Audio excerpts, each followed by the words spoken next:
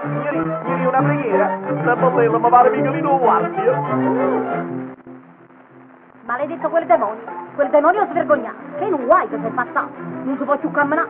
Se l'avesse un po' aderente la stoffa e fina fina, quella è moda parigina che si chiama Dernier Cri. Come si chiama? Dernier Cri. Tu sei, che Parigi? Ultima moda, Dernier Cri. E parla come te l'ha fatta mamma. Per sapere chi vi conosce, cos'è questa confidenza? Poi chiama la guardia e vi faccia arrestare. Ma faccia arrestare a voi che si dà chiudere la casa spogliata. Oh, l'uomo che tu non capisce, e perciò lo siete. Siete uscita in costumento? Da.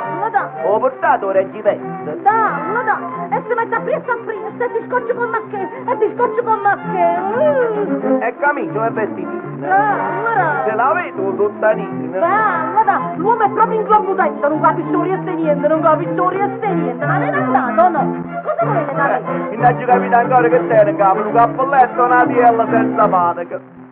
Io poi dico sì signore, criticate il vestitino, ma vicino al cappellino non c'è niente da criticare.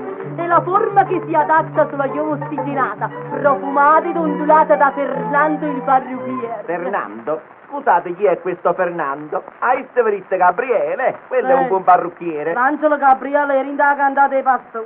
Ma che capite voi? Fernando è lo stesso di Ferdinando. Ah, giù capite, vi servite a Ferdinando Regano. Imbecille, cretino, stupido. Dite, io non mi offendo, ci sono abituato. Ma non mi posso fare capace come se mandare statiella in capo a voi. L'uomo che tu non capisce, perciò voi siete. Ma perché io portate a scherza? Allora. Ma ti accorto che bandessa? Allora. E ti metti a fria, e ti scocci con ma che, danna spara.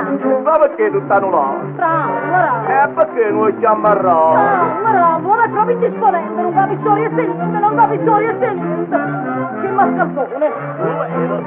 Sì, inguagliata venato poco, pare che avete mangiato una zuppa e soffritto. Porto trutto, sai di vecchio, se qualcuno non lo possa si enterimmo para la morte, quando è visto, guarda là, mo si porta il sopracciglio non coi peli, ma pelato, vivamente pitturato di una tinta di marro. Ma chi te mi sentì con mai dritte, se portano il sopracciglio senza peli? Si capisce, senza peli, i peli, se facciamo noi stessi con l'asse marro.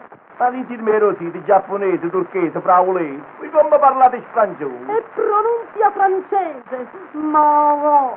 Maro, levammi la turno. Non che tu non capisci, perciò lo siete. E lo senti, qua paese. Bravo. Come pari della cinese.